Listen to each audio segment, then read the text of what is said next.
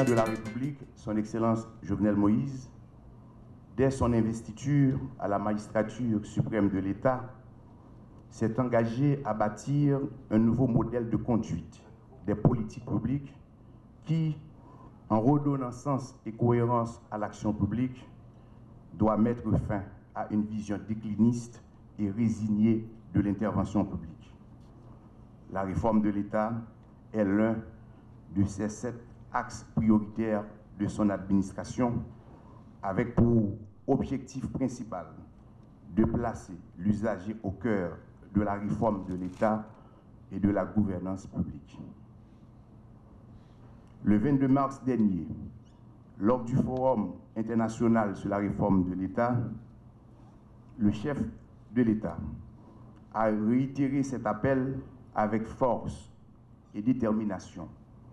Pour ce faire, il a instruit à l'occasion que lui soit proposé un programme de mise en œuvre de la réforme de l'État à la fin de l'été 2018. Un comité d'élaboration mis en place immédiatement après le Forum international de la réforme de l'État, associant des hauts cadres issus de toutes les structures de l'État ainsi que des acteurs non étatiques autour de cette vision, s'est engagé dans un processus inclusif pour répondre aux instructions du président de la République. La forte implication de la société civile rend la stratégie plus propice à une amélioration de la situation des usagers et permet de mieux cibler les inquiétudes exprimées par ces derniers. Chacun et chacune des personnalités composant ce comité, pris individuellement, dispose de l'expérience, de l'expertise nécessaire, ainsi que de l'engagement au service de la réforme de l'État pour apporter une valeur ajoutée au travail qui se voulait endogène, inclusif et participatif. 2 séminaires et environ une trentaine de réunions et de rencontres, aussi bien en plénière qu'en petit comité, à Port-au-Prince et dans les villes de province, ont été nécessaires pour aboutir au document que nous nommons Programme de modernisation de l'État 2023, PME 2023. L'enthousiasme et l'intérêt dont on fait montre à l'occasion des travaux, les uns et les autres, traduisent éloquemment cette soif de changement et d'un État au service. La présentation officielle du document aujourd'hui au président de la République est en elle-même un premier indicateur de réussite. Elle se fait dans le délai publiquement fixé par le chef de l'État. C'est le top départ officiel de la mise en œuvre. C'est le moment pour moi de souligner qu'en dépit de responsabilités personnelles liées à des obligations professionnelles dans le cadre de leur occupation principale, les membres du comité ont consenti un effort louable et désintéressé à la mission qui leur a été confiée. J'en profite pour saluer des patriotes et des citoyens engagés au développement de leur pays. Je me suis engagé à respecter la ligne de force que vous nous avez tracée à travers les 7 axes de votre plan d'action. Aujourd'hui, c'est une première manche des nombreuses que nous avons accomplies. J'ai l'honneur, Excellence, de vous présenter le document.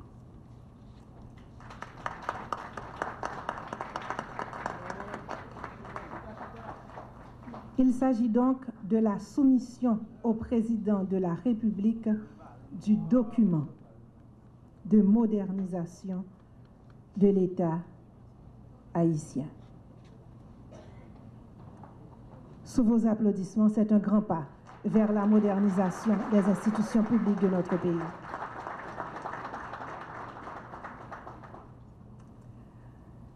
Mettre l'administration publique au service du peuple haïtien, élever l'État à la hauteur des attentes. Nous voilà aujourd'hui ponctuel au rendez-vous que j'ai donné à la fin de l'été 2018 pour la présentation officielle de ce que sera, sous mon administration, le programme de modernisation de l'État 2023. Avec pour objectif fondamental une administration publique au service des usagers, au service des citoyens. J'ai maintes fois insisté sur l'importance d'une gouvernance publique assise sur des institutions fortes, fonctionnant dans le cadre des principes, des règles et des procédures. J'ai aussi plus d'une fois déclaré qu'il n'y a pas de bonne gouvernance sans une bonne administration. C'est pourquoi, joignant les actes à la parole lors de mon discours d'ouverture au Forum international sur la réforme de l'État le 22 mars de l'année en cours, j'avais instruit le gouvernement de prendre toutes les dispositions en vue de poursuivre de manière déterminée les programmes de réforme en cours et demander également au Premier ministre, par le truchement du coordonnateur général de l'ONRH, de préparer ce document qui, désormais, détermine, précise et indique les dispositions nécessaires, les mesures, les actions à prendre pour aboutir à une fonction publique rénovée, une administration publique modernisée, déconcentrée et décentralisée, et une gouvernance économique au service du développement du pays. Tout cela en des engagements simples envers les citoyens.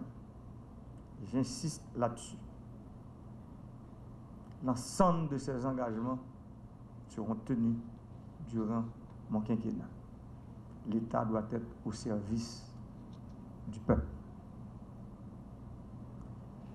Je ferai un bilan régulier de ce chantier de longue haleine qui sera poursuivi tout au long de mon quinquennat, en veillant à ce que des progrès significatifs soient accomplis sur chacun de ces sujets. Nous avons rendez-vous avec l'histoire par l'engagement que nous avons pris de faire de notre Haïti un pays émergent à l'horizon 2030. Cela ne va pas se faire sans un engagement de tout un chacun. Vous, ici présents dans cette salle, fonctionnaires publics, au cadre de la fonction publique, diplomates, élus nationaux, élus locaux, membres de la société civile, membres du gouvernement, nous sommes tous engagés à donner à ce pays. J'en profite pour remercier de manière spéciale et féliciter tous les membres du comité d'élaboration qui, à un titre ou à un autre, membres du gouvernement et de mon cabinet, au cadre de l'État, représentants de la société civile dans ses nombreuses composantes, ont bien voulu accepter de se joindre à mon administration dans ce projet si important et incontournable pour le pays. Il vous revient maintenant, chacun en sa qualité, d'assurer la mise en œuvre et de veiller à son application. Aux partenaires techniques et financiers qui ont accompagné et supporté le comité d'élaboration dans ces travaux, j'adresse mes plus vifs remerciements. Je vois que mes longues réunions au palais commencent à porter fruit aujourd'hui. Mes frères et sœurs de la communauté internationale commencent à emboîter le pas avec nous, avec l'État, dans cette route difficile que nous sommes en train de prendre avec ce pays. Je vous remercie.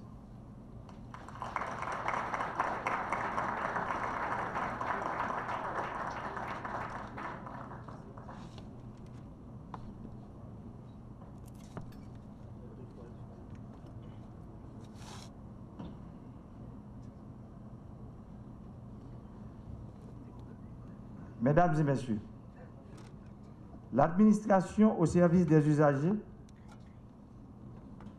tel est le leitmotiv et l'engagement. On ne peut plus continuer à agir autrement et de se donner dans des effets d'annonce. Garant du bon fonctionnement de l'État, je veillerai personnellement à ce que ce programme soit mis en œuvre sans tarder. Comme je l'ai déclaré déjà à l'ouverture du Forum international de la réforme de l'État, à cet effet, je demande solennellement au Premier ministre et à l'ensemble du gouvernement d'arrêter les dispositions nécessaires à la mise en œuvre intégrale des mesures recommandées pour l'amélioration du service public que j'ai promis à mes concitoyens. PM, l'État doit être au service du peuple. L'OMRH, en charge du pilotage de la réforme, sous l'autorité du Premier ministre, doit être appuyé et doté des moyens nécessaires pour continuer à assumer cette mission si prenante et qui tient d'un défi majeur qu'il nous faut relever avec détermination et ténacité. Maintenant, à partir d'aujourd'hui, j'attends dans les 6 prochains mois le bilan de l'application de l'axe 1 du programme de modernisation de l'État 2023, traitant de l'amélioration de la qualité de service dans tous les ministères, sans oublier le projet pilote des institutions qui ont signé récemment la charte d'engagement de la qualité de service public.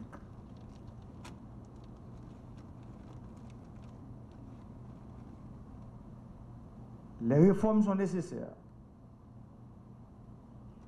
Je sais que nous avons des problèmes de ressources. Je veux parler de ressources humaines et de ressources financières. Dans l'application de l'arrêté sur le train de vie de l'État, je veux parler des 60 autres articles qui restent à appliquer. En appliquant ces 60 autres articles, l'État va trouver les moyens nécessaires pour financer ce travail. Et je sais que nos partenaires techniques et financiers qui sont là avec nous aujourd'hui vont certainement accompagner l'État haïtien. Mesdames et messieurs, je veux terminer en vous rappelant que la réforme de l'État implique pour nous un changement de paradigme, c'est-à-dire de culture, de méthode, du modèle d'organisation de travail, de notre manière d'utiliser les ressources publiques.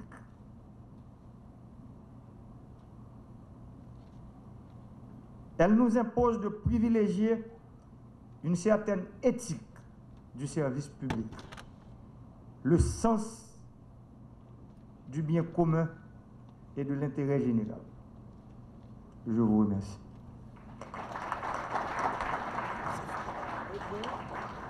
Nous remercions.